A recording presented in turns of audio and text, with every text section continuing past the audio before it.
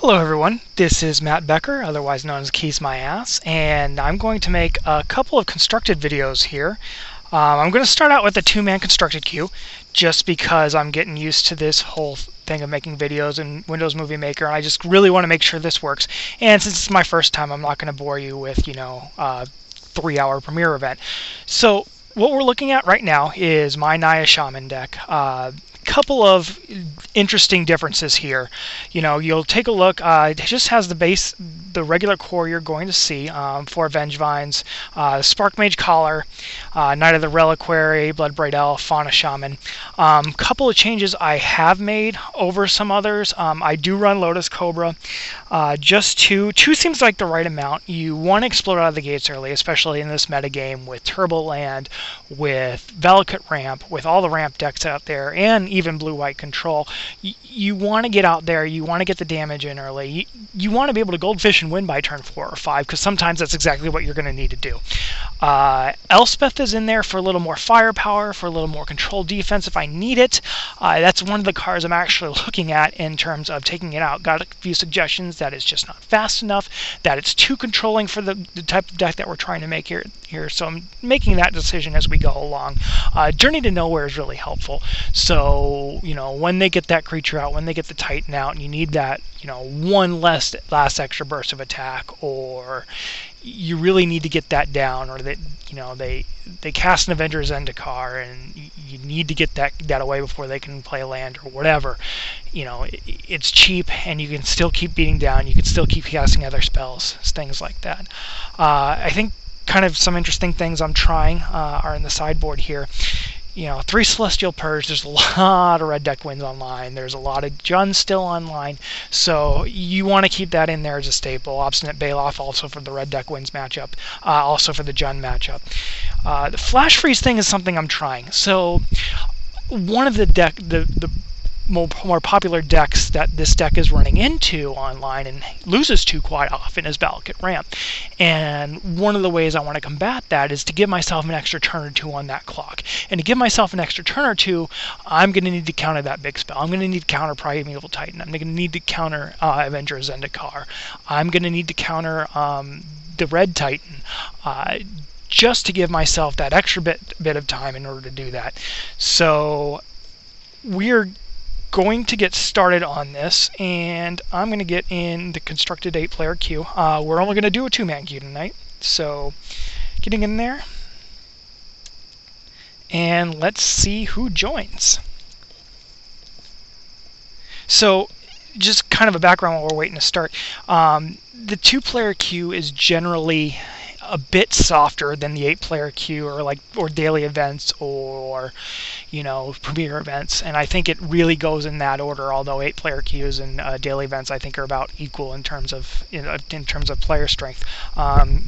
And the thing about that is, you can kind of play around in the 2-man queue. You can, test different versions of decks. You can test new decks, things like that, not feel too bad. If you win 50% of the time, you're basically winning your money back, especially with the way M11 packs are selling over in...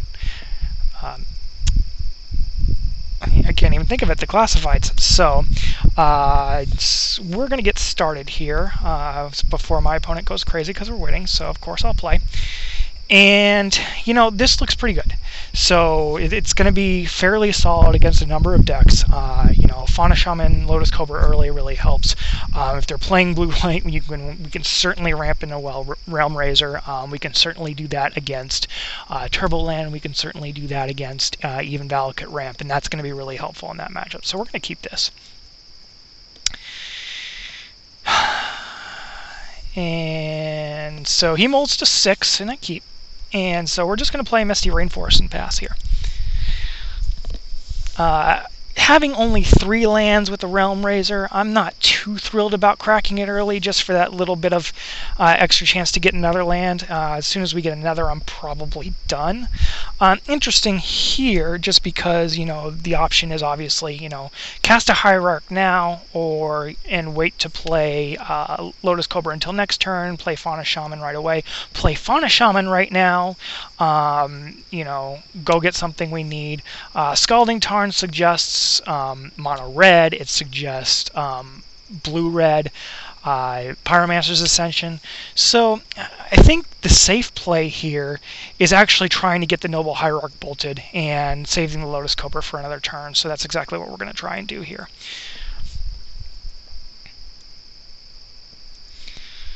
So out comes the Hierarch, and I fully expect him to sacrifice that land here. Nope. Alright, so turn 2, Arid Mesa. So maybe looking at blue-white, maybe looking at Bant, or mono-red. So mono-red should be interesting with this hand. What I'm going to actually want to try to do is I'm still going to go with the same plan here, and I'm not blocking here. And since I do have an Obstinate Baloth in the main deck, and I do want to check that because I've been playing around with this deck quite a bit. And let's get in a deck editor here. And this is something you should always take aware of. And actually, I don't have an Obstinate Baloth main deck.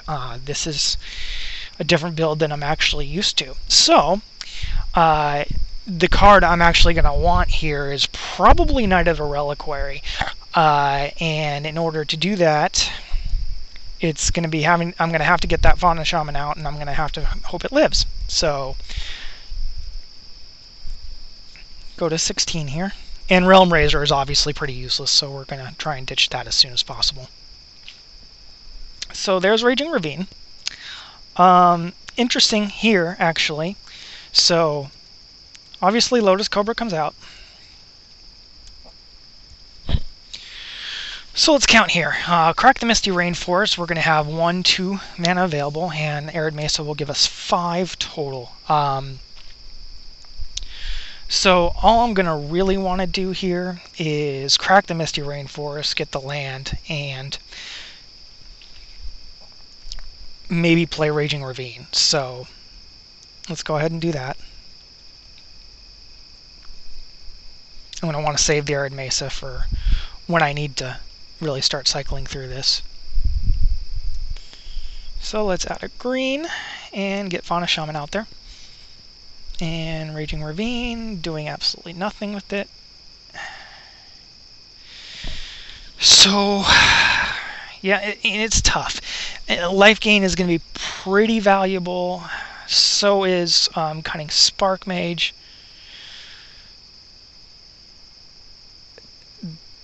That seems odd. He's obviously going for Searing Blaze here. And that must be his last land in his hand. Or, I guess, he is going for Double Bolt? Oh, Goblin Guide. Okay. Why wouldn't he play Goblin Guide first? Yeah, no matter. I'll take a free 2 life. I appreciate that. Vengevine is helpful.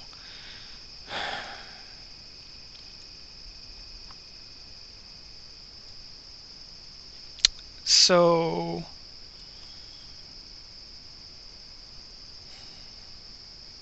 not sure what cracking Arid Mesa is actually going to do here, except probably give me another blocker. I'm going to want... I mean, it gets tough. I mean, I can beat for 5, make it a tie game. I can beat for 3 with the Lotus Cobra, keeping Vengevine back. The only problem is I'm really not blocking Hellspark Elemental here. So I could always play Elspeth and play defensively. I think being a little aggressive is better here. So let's go ahead and get Vengevine out. So doing a little math here, he is on a 4-turn clock. So I think either way, if I actually go with Cobra and Vengevine, he's on a 3-turn clock, and obviously I'm going to cast Elspeth at some point and make some stuff fly. So I'm going to assume he's on a 4-turn clock right now, because he's going to have an answer to something here. I'm just hoping he doesn't get both Lotus Cobra and Noble Hierarch, or we're in a little bit of trouble, which makes me think sending the Cobra in here is actually not terrible. So we're just going to do that and go to get 3 in there. It's 3 turn clock regardless after this, because he'll be at 15. And if I can get Elspeth and make Vengevine fly, it's a 2 turn clock. Okay, seems pretty okay.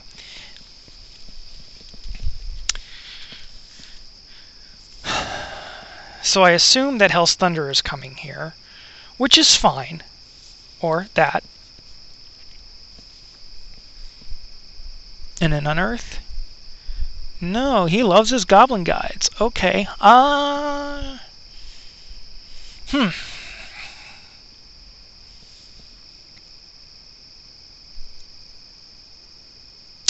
That seems pretty